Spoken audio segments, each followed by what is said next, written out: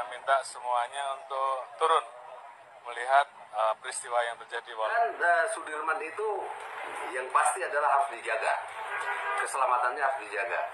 Itulah makanya dia dilindungi oleh LPSK. Siapa bilang dia keterbelakangan mental? Ini bahaya, bisa dipidana itu gitu. Karena begini, sedangkan yang siapa dulu itu ada mantan napi dulu pernah debat dengan saya TV One, dia sering berdialog dengan Sudirman, lancar-lancar aja katanya itu. Dia paling aktif berbicara. Helm itu kan barang itu bersifat plastik, tapi itu tidak hancur secara keseluruhan. Masa ininya saja pecah, tapi kacanya ini tidak rusak ataupun tidak patah? Itu tidak mustahil.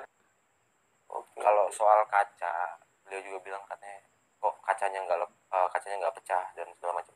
Itu kaca elastis loh. Kalau nggak percaya, coba Bapak dudukin, kacanya dibuka, Bapak dudukin, itu nggak bakal pecah, pasti bakal balik lagi. Itu elastis loh. Mika kalau nggak salah dasarnya itu, bahan dasarnya. Iya.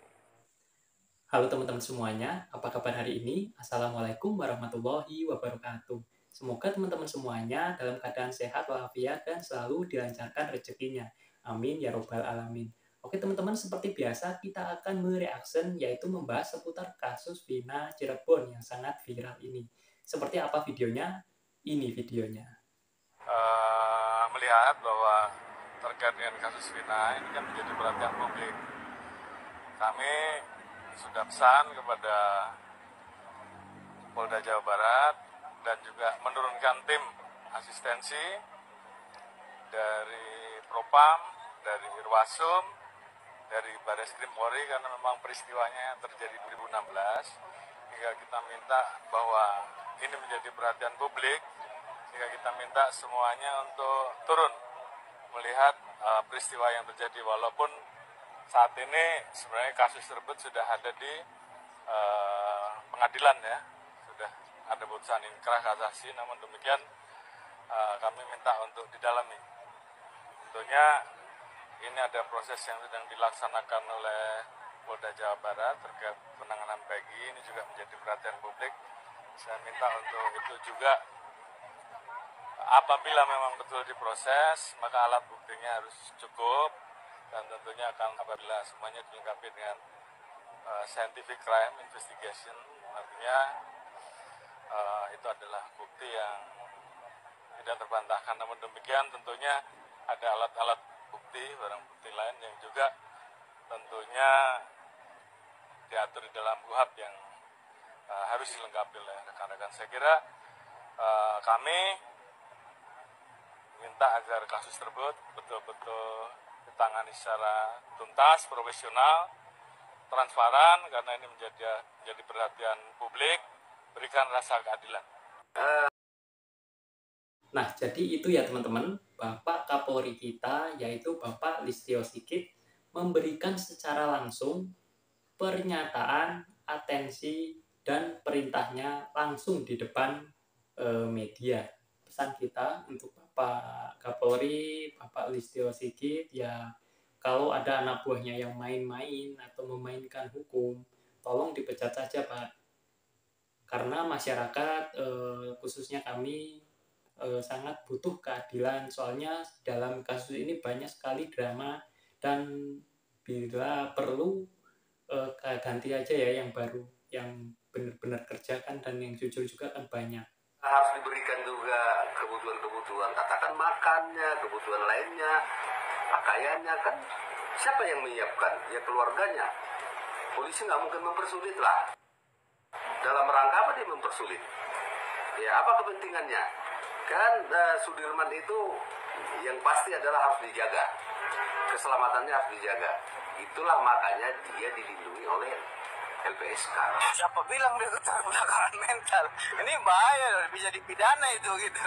Karena begini, sedangkan yang siapa dulu itu ada mantan napi dulu pernah debat dengan saya TV One, dia sering berdialog dengan Sudirman, lancar-lancar aja katanya itu. Dia paling aktif berbicara. Jadi itu kan versi-versi mereka aja, jangan dibilang seseorang itu terduga latar belakang mental itu bisa pidana, keberatan keluarganya itu bahaya juga gitu. Oke, dan kali ini aku nggak akan berkomentar apa-apa ya untuk videonya Fitra ini, karena kalian tahu sendiri kan, pasti komentarku sama dengan komentar kalian. Aku akan membaca komentar yang ada di video ya. Fitra ini memang nggak punya hati nurani. Lama-lama Fitra pasti kena hukum karma. Dan untuk komentar yang kedua, ini sangat mengejutkan sekali, yaitu katanya dari sekian banyak komentar netizen, tidak ditemukan komentar yang positif untuk Fitra ini. Sangat luar biasa. Aku ini lihat komentar-komentarnya di videoku ya. Ternyata setelah aku lihat ini 99% ya komentarnya itu menghujat Fitra ini. Jadi komentarnya itu negatif semua. Dan masalah itu saya dikabarin sama tim Pradi, Pak. Iya, kan udah tenang juga. Iya, Pak. Jadi kabar gembiranya tuh ngabarin Firman Udah pulang. Iya. Kan udah pulang, berarti kan nanti ditengok oleh keluarga, Betul, Pak. termasuk tim kuasa hukum dari Pradi, Iya, Pak. Betul, Pak. bareng Ibu Titin. Iya, Pak. Dibanjai. Kan? Oh, dibanjai ya. Iya, Pak. Betul. Nah, jadi pusing itu kan kalau yang 6 terpidana itu ngajuin PK. Karena mereka sampai saat ini kan tidak mengakui perbuatannya, merasa tidak melakukan, baik pembunuhan, pelemparan maupun pemerkosaan. Kan yang jadi problem itu Sudirman tuh ngaku di BAP. Iya. Walaupun pengakuannya tuh ngawur gitu loh. Iya, Pak. Ya kan? Iya, Pak. Kenapa pengakuan Sudirman mengaku tidak membunuh tapi memukul 6 kali ya? Iya. Kenapa dia ngaku mukul, tidak kenal sama Eki tapi mukul katanya? Ya kan sama keluarga kan udah lama kan memang nggak pernah bilang seperti itu, Pak. Jadi bukan ya dia tahu kenal si Iki itu siapa. Tapi di BAP kan mengakui. Iya. Kan kita ini kan hukum ini yang digunakan itu kan yang pada waktu di BAP dan di depan muka pengadilan kan, ngomong di luar apapun kan tidak ada arti. Wah, kan saya baca tuh ada pengakuan gitu kan. Kalau ada pengakuan ini kan orang yang mengaku ini aneh. Kenapa disebut aneh? Karena keterangannya selalu berubah-ubah, tidak pernah konsisten kan. Ya termasuk nanda tangan surat kuasa pada kuasa hukum yang lain tanpa sepengetahuan keluarga juga aneh kan. Kalau penyidik dasarnya kecurigaan ya. Kalau kecurigaan ya orang harus memperkuat siapa yang bisa memperkuat kecurigaannya. Namanya juga penyidik. Maka seluruh aspek dugaan penyidik itu bisa dipatahkan dengan apa? Alat bukti. Sekarang itu masalahnya tinggal di satu, di Sudirman ya. Ya mudah-mudahan besok kalau dibanjir kan Sudirmannya udah bisa ditemui. Nah, kebetulan ini rekan dari Eki, Bang, pemilik dari helm tersebut, ini sudah menunjukkan kepada kami tampak depannya yang ternyata dalam kondisi pecah atau rusak parah sebenarnya, Bang. Mohon maaf. Penyidik tidak melihat serpihan helm itu, dan situ kan nggak semuanya hancur, masih ada busanya di sini. Di bagian depan. Di bagian depannya masih ada busanya itu, gitu loh. Tapi yang sebelah sini pecah, Bang. Mohon maaf. Iya, kalau itu kan plastik wajar lah. Jangankan helm, sedangkan baret goresan sebelah kanan aja ada baretan gitu loh untuk jatuh. Helm itu kan barang itu bersifat plastik, tapi itu tidak hancur secara keseluruhan. Masa ininya saja pecah, tapi kacanya ini tidak rusak ataupun tidak patah? Itu tidak mustahil. Dan polisi yang mengatakan dulu itu laka lantas itu menyatakan tidak ada serpihan pecahan helm di TKP. Ini Tiara, ini kan pembunuhan berencana. Diana atau Pak Fitra ya, yang mengatakan bahwa helm tidak rusak, helm tidak rusak. tetap bertahan, helm tidak rusak. Nah, sementara si Frans menyampaikannya helm itu katanya rusak dan buktinya juga ada. Nah, ini guys udah dikirim si Frans ya. Nah, ini ada helm. Ya, Oke. Ini helm yang dipakai ini helm yang dipakai ini sebelum kejadian masih bersih, Masih bersih, masih mulus ya. bagus waktu di gua. Nah, ini Nah, ini kondisi helm setelah gue temuin di kamar mayat di tanggal 27 Agustus 2016 di luar kamar mayat. ya. Ini kan rusak ini kan. Rusak, Bang. Ini kan tinggal busa yang dalamnya doang.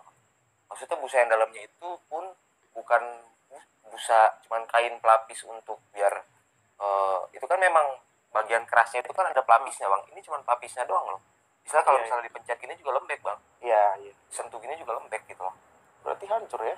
hancur. Jadi makanya yang gue bilang atas statement Bang Fitra yang baru ini, katanya di dalam nggak hancur dan segala macam, dia tetap nggak hancur dan kata dia masih ada busanya. Jadi penilaian bapak untuk helm yang hancur itu seperti apa gitu loh. Dan ini menurut saya ini udah gak layak pakai lagi loh. Kenapa saya bilang gak layak pakai? Karena udah pecah bagian depannya dan itu tidak berbentuk helm lagi, tidak berbentuk helm full face lagi gitu. Karena awalnya itu kayak gini bang tampilannya. Awalnya gitu. gini ya. Iya, Karena ini sedangkan yang baru ini, tampilan yang baru ini keras, kayaknya keras ya. iya keras bang. Nah, kokoh. Heeh. Baru nyampe ke sini Di sini kan udah hancur bang. udah hancur. Udah hancur itu bagian Berarti depannya. helm yang sebenarnya. Ya ini helm sebenarnya, dan dengan coret-coretan itu yang Iya. gue baru dapetin di malam itu bang. Oke. Kalau soal kaca, beliau juga bilang katanya kok kacanya nggak pecah dan segala macam. Itu kaca elastis loh. Kalau nggak percaya, coba bapak dudukin, kacanya dibuka, bapak dudukin, itu nggak bakal pecah, pasti bakal balik lagi. Itu elastis loh. Mika kalau nggak salah dasarnya itu, bahan dasarnya. Iya, iya. Oke. Itu sih kalau menurut gue bang. Berarti kepastian yang dibilang pengacara itu Iya, makanya dia bilang tentang helm dia yang dibilang helmnya katanya nggak hancur sama apa ya bang? Kata dia helm nggak hancur itu kan. Gue mau nanya lagi sama bang Fitanya, yang menurut bapak itu hancur itu yang seperti apa gitu? ya, karena ini udah ada buktinya juga. Udah ada buktinya juga dan itu tidak apa ya dibilang tidak layak untuk dipakai lagi kalau sudah seperti itu kondisinya gitu. Ya. Satu balik lagi, kalau memang dibilang tidak rusak, berarti helm balik ke tangan gue dong bang. Ya, Kan seharusnya gitu dong, seharusnya gitu. kalau memang helm tidak rusak. Iya, ya. kalau helm tidak rusak, balik lagi ke tangan gue dong harusnya. Gitu. Jadi udahlah gitu loh, akuin aja lah. Bahkan jadi kayak gimana kalau gue bilang Ya. kalau menurut Pak udah terlalu banyak drama, terlalu banyak nggak selesai kasusnya gitu loh, malah makin ribet. Jadi kalau kayak soal helm lah nggak hancur, motor nggak hancur gitu kan, Ya. gue punya bukti, gue siap untuk berdebat gitu loh. Tapi gini, balik lagi kayak kalau untuk didebatin juga kayak pengacaranya Pak Rudiana, si Fitra masih ngotot untuk dengan berpedoman sama kata-kata inkrah dan segala macam itu gitu, ya susah juga gitu loh meyakinkan orang lain seperti itu gitu loh.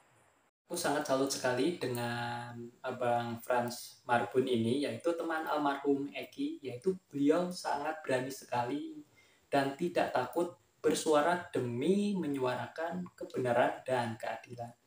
Aku salut ya sama Abang Franz ini, walaupun sempat jadi anak tongkrongan dulunya, tapi cara bicaranya, attitude-nya itu terdidik menurutku. Menurut kalian gimana? Memang semakin bias nih Pak Susno, yang makin gak jelas sih. Saya nggak tahu dia ini polisi, mantan polisi atau apa sih. Ya, kok semakin masuk menungki untuk memporak-porandakan kredibilitas, integritas daripada Polri. Kita kan tahu saya siapa dia gitu loh. Jadi jangan merasa sok suci lah. Seolah-olah bahwa dia paling benar di Republik Indonesia ini. Susno Duaji diserang ex-provos di kasus Vina. Beliau bilang jangan sok suci. Waduh, piye kilur. Riki sok pintar, nggak ada bedanya dengan Pitra CS. Kalau Pak Susno sudah kenyataannya beliau orang pejuang pencari kebenaran dan keadilan bagi orang miskin, dan Riki hanya numpang tenar saja. Orang desa, orang yang gini-gini aja lah, bukan pejabat, orang desa, nggak punya kewenangan. Ya, siapa namanya tadi si yang Riki si Hotang, mungkin Bapak lupa. Tohang, Si Tohang atau ya mungkin dia yang punya nama besar, dia yang dikenal masyarakat, dia punya wewenang untuk mengomentari profesor, kan? Berarti kan di atas profesor dia. Saya ini orang desa, orang yang nggak punya pengetahuan, saya nggak kenal dia. Kalau saya punya pengetahuan, saya kenal dia, kan? Saya nggak kenal sama sekali, betul. Nggak kenal wajahnya, nggak kenal jabatannya, gitu, memberikan pernyataan. Tapi pendapat berdasarkan pengetahuan dan pengalaman. Dan pengalaman saya jadi penyidik, kemudian pendapat saya, dan saya tidak menjatuhkan orang, tidak juga memporak-porandakan Polri. Ya silakan mungkin baca komentar-komentarnya, ada nggak polisi yang protes pada saya. Saya justru selalu ingat bahwa Polri itu ada alma mater saya harus cintai, dan saya harus katakan yang benar adalah benar.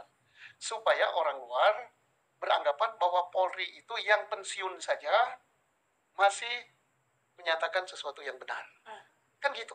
Yang merusak Polri itu adalah orang-orang yang masih aktif di Polri yang menyimpang dari tugas dan tanggung jawabnya, tidak menegakkan hukum, atau yang sudah pensiun tapi menutup-nutupi kesalahan, memuja-muja.